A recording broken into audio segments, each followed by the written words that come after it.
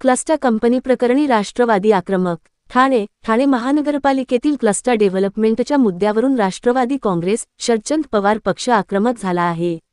महासभेचे थेट प्रक्षेपण का केले जात नाही, असा सवाल करत सत्ताधारी आणि प्रशासनाकडून या विषयात लपवी केली जात असल्याचा आरोप राष्ट्रवादीचे जिल्हाध्यक्ष मनोज प्रधान यांनी केला. महासभेत करवाढीचा मुद्दा तापवून त्याआड क्लस्टर डेव्हलपमेंटसाठी कंपनी स्थापन करण्याचा ठराव मंजूर करून घेतल्याचा आरोप प्रधान यांनी केला. क्लस्टर डेव्हलपमेंटसाठी तब्बल 12 FSI देण्याची चर्चा असून, असे झाल्यास ठाणे शहरावर मोठा लोकसंख्या आणि पायाभूत सुविधांचा ताण येईल, अशी चिंता त्यांनी व्यक्त केली. ठाणे शहरात आधीच पाण्याची कमतरता, रस्ते आणि सांडपाणी व्यवस्थेच्या समस्या आहेत. अशा परिस्थितीत हजारो एकर क्षेत्रावर मोठ्या प्रमाणात बांधकाम झाल्यास भविष्यात शहराची परिस्थिती गंभीर होऊ शकते, असा इशारा प्रधान यांनी दिला.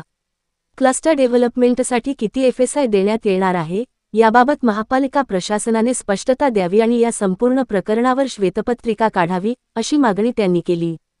क्लस्टर डेव्हलपमेंट राबविण्यासाठी स्वतंत्र कंपनी स्थापन केली जात असल्याने महापालिकेतील अधिकाऱ्यांच्या कार्यक्षमतेवरच प्रश्नचिन्ह निर्माण होत असल्याची टीका प्रधान यांनी केली.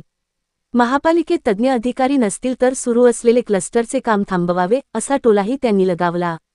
क्लस्टर कंपनीविरोधात राष्ट्रवादी काँग्रेस, शरदचंद्र पवार पक्षाच्या वतीने पुढील आठवड्यात क्लस्टर कार्यालयावर मोर्चा काढण्यात येणार असल्याची माहितीही प्रधान यांनी दिली.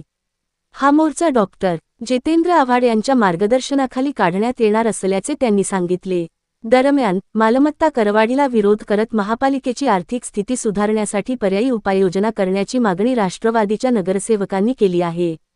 LBT, शहरविकास, पाणी आणि जाहिरात विभागाची मोठी थकबाकी वसूल करावी, महापालिकेच्या मालमत्तांवर योग्य भाडे आकारावे, अनधिकृत बांधकामांवर कर आकारणी करावी आणि IT पार्कला निवासीऐवजी व्यावसायिक कर आकारावा, अशा सूचना देण्यात आल्या आहेत.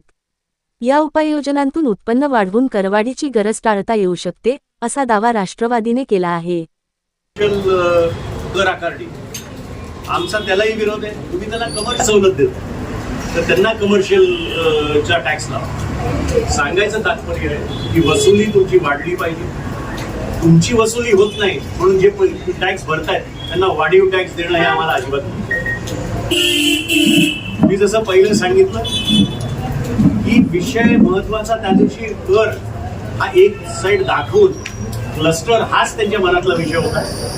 काहीही झालं तर ती SPV क्लस्टरची मंजूर कराच म्हणून सगळ्यांना ताकीद देऊन श्रावणी सोमवार होता, सगळ्या नगरसेविकांच्या पूजा होत्या, पण ते सोडून सगळ्यांना जबरदस्ती बोलवलं. त्याचं कारणच असं की 1500 हेक्टर म्हणजे 3000 एकरचं डेव्हलपमेंट या ठाणे शहरावर होणार.